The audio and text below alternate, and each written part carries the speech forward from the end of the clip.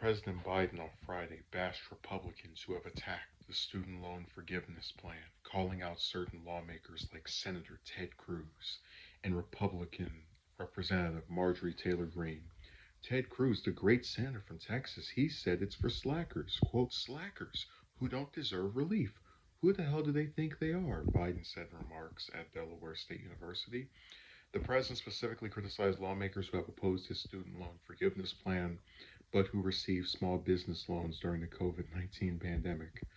I don't want to hear it from MAGA Republican officials who had hundreds of thousands of dollars of debts, even millions of dollars in pandemic relief loans forgiven, who now are attacking me for helping working and middle class Americans, he said. Marjorie Taylor Greene, she and her husband got 180,000 in business loans forgiven from the Protect program. She said it's completely unfair to us to forgive loans for working and middle class Americans. He also mentioned Representative Vern Buchanan, Republican of Georgia, who called the plan reckless but got 2.3 million in business loans forgiven through PPP. Their outrage is raw and it's hypocritical, but we're not letting them get away with it, Biden said.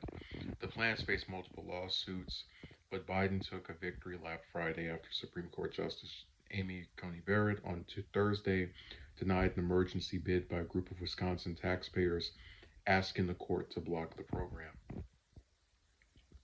So I was very surprised with it as well. A federal judge separately dismissed a legal challenge from six Republican led states to the plan, ruling that they do not have standing to sue. The plan is set to forgive up to $10,000 in federal student loan debt for borrowers earning under $125,000 and as much as $20,000 for borrowers who received Pell Grants. Applications officially opened on Monday, and as of Friday, 22 million Americans have applied for forgiveness. So look, I could sit here and I could talk about how insane it is that as the amount of money it costs to go to any of these universities has ballooned. You have lawmakers who are trying to say that like slackers are seeking to get, I guess, get help from daddy government by receiving financial aid, in spite of the fact that they're actually not slackers because they wouldn't be able to progress at the school if they weren't doing the work, which requires them to work hard.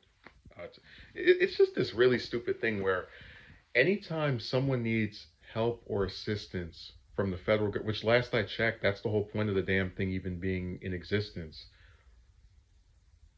they're called a slacker or they're called something that is befitting of a person who wants handouts or doesn't want to work. And it's like, you look at the things these people are opposed to.